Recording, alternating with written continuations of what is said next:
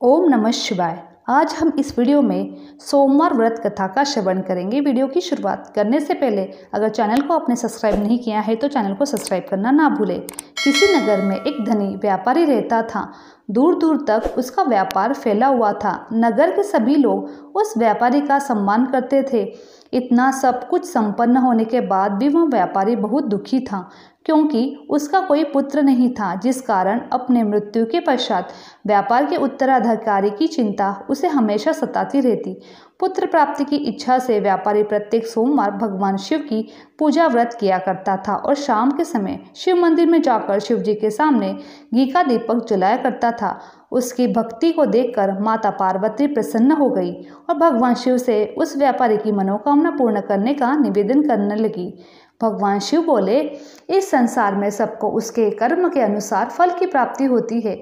जो प्राणी जैसा कर्म करते हैं उन्हें वैसा ही फल प्राप्त होता है। शिवजी द्वारा समझाने के बावजूद माता पार्वती नहीं मानी। उस व्यापारी की मनोकामना पूर्ति हेतु शिवजी से बार बार अनुरोध करती रही। अंत माता पार्वती के आग्रह का देखकर भगवान भोलेनाथ को उस व्यापारी को पुत्र प्राप्ति का वरदान देना पड़ा। वरदान देने के पश्चात भोलेनाथ माँ पार्वती से बोले, आपके आग्रह पर मैंने पुत्र प्राप्ति का वरदान तो दे दिया, परंतु इसका यह पुत्र 16 वर्ष से अधिक तक समय तक जीवित नहीं रहेगा।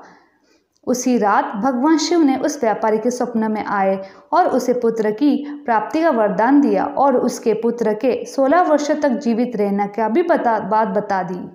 भगवान के वरदान से व्यापारी को खुशी तो हुई, लेकिन पुत्र की अल्पायु की चिंता उसे खुशी को नष्ट कर दी। व्यापारी पहले की तरह सोमवार के दिन भगवान शिव का विधिवत व्रत करता रहा। कुछ महीने के बाद उसके घर में एक अति सुंदर बालक ने जन्म लिया और घर में खुशियां ही खुशियां भर गई। बहुत धूमधाम से पुत्र जन्म का समारोह मनाया गया, परंतु व्यापारी को पुत्र जन्म की अधिक खुशी नहीं हुई, क्योंकि उसे पुत्र की अल्पायु के रहस्य का पता था। जब पुत्र 12 वर्ष का हुआ तो व्यापारी ने उसे उसके मामा के साथ पढ़ने के लिए वाराणसी भेज दिया। लड़का अपने मामा के साथ शिक्षा प्राप्त हेतु चल दिया। रास्ते में जहाँ भी मामा भांजे विश्राम हेतु रुकते, वही यज्ञ करते और ब्राह्मणों को भोजन कराते। लंबी यात्रा के बाद मामा भांजे एक नगर में पहुंचे। उस दिन नगर के राजा की कन्या का विवाह था, जिस कारण पूरे नगर को सजाया गया था। निश्चित समय पर बारात आ गई, लेकिन वर के पिता ने अपने बेटे के एक आंख से काना होने के कारण बहुत चिंतित था।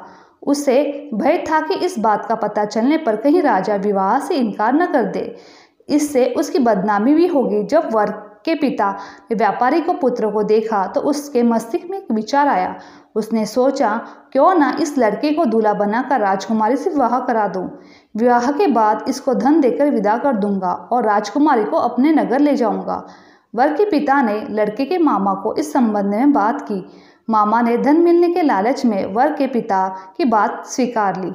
लड़के को दूल्हे का वस्त्र पहनाकर राजकुमारी से विवाह कर दिया। राजा ने बहुत सारा धन देकर राजकुमारी को विदा किया। शादी के बाद लड़का जब राजकुमारी के साथ लौट रहा था तो वह सच नहीं छिपा सका। उसने राजकुमारी के ओढ़नी पर लिख दिया, राजकुमारी, तुम्हारा विवाह मेरे साथ हुआ है। मैं तो वाराणसी पढ़ने जा रहा हूँ।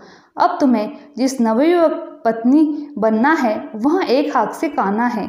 जब राजकुमारी ने अपनी ओढ़नी पर लिखा हुआ पढ़ा तो उसने काने लड़के के साथ जाने से इनकार कर दिया। राजा को जब यह बात पता चली तो उसने राजकुमारी को महल में ही रख लिया। उधर लड़का अपने मामा के साथ वाराणसी पहुंच गया। गुरुकुल में पढ़ना शुरू कर दिया। जब उसकी आयु 16 वर्ष की हुई तो उसने यज्ञ किया। यज्ञ के समाप्ति पर ब्राह्मणों को भोजन करवाया, खूब अन्न वस्त्र दान दिए। रात में वहां अपने शयन कक्ष में सोने गया। शिव के वरदान के अनुसार शयनावस्था में उसके प्राण चले गए। सूर्योदय पर मामा मृत्यु भांजे को देखकर रोने पिटने लगा। आसपास के लोग एकत्र होकर दुख प्रकट करने लगे। लड़के के मामा के रोने के विलाप के स्वर समीप गुजरते हुए भगवान शिव और माता पार्वती ने सुन लिए। माता पार्वती ने भगवान से कहा, प्राणनाथ, मुझे इसके रोने के स्वर सहन नहीं हो रहे, आप इस व्यक्ति को कष्ट दूर करो। भगवान शिव ने माता पार्वती के साथ अदृश्य रूप में समीप जाकर देखा तो भोलेनाथ माता पार्वती से बोले, यहाँ तो उसी व्यापारी का पुत्र है जिसे मैंने 16 वर्ष की आयु का वरदान दिया था। इसकी आयु तो पूरी हो गई। माता पार्वती ने फिर भगवान शिव से निवेदन किया कि उस बालक को जीवन देने का आग्रह किया। माता पार्वती के आग्रह पर भगवान शिव ने उस लड़के को जीवन दान प्रदान किया। कुछ ही पल में वह लड़का उठकर बैठ गया। शिक्षा समाप्त करके लड़का मामा एक साथ अपने नगर की ओर चल दिए। दोनों चलते हुए उसी नगरी में पहुंचे जहां उसका विवाह हुआ था। उस नगर में यज्ञ का आयोजन किया था। समीप गुजरते हुए नगर के राजा ने यज्ञ का आयोजन देखा तो उसने तुरंत लड़के और उसके मामा को पहचान लिया।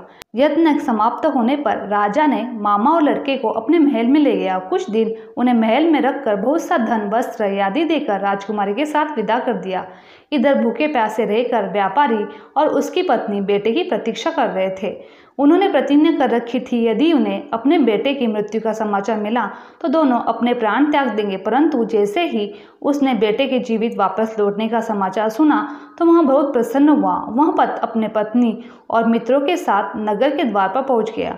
अपने बेटे के विवाह का समाचार सुनकर पुत्र वधू राजकुमारी को देखकर उसकी खुशी का ठिकाना नहीं रहा। उसी रात भगवान शिव ने व्यापारी के सपने में आकर कहा, हे श्रेष्ठी, मैंने तो तेरे सोमवार के व्रत के कारण व्रत कथा सुनने से प्रसन्न होकर तेरे पुत्र को लंबी आयु प्रदान की है।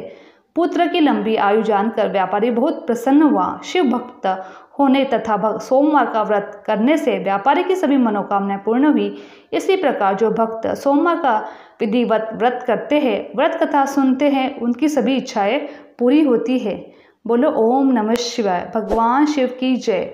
माता पार्वती की जय। मेरी वीडियो आप लोगों को अच्छी लगी तो चैनल को लाइक, शेयर और सब्सक्राइब करना ना भूलें।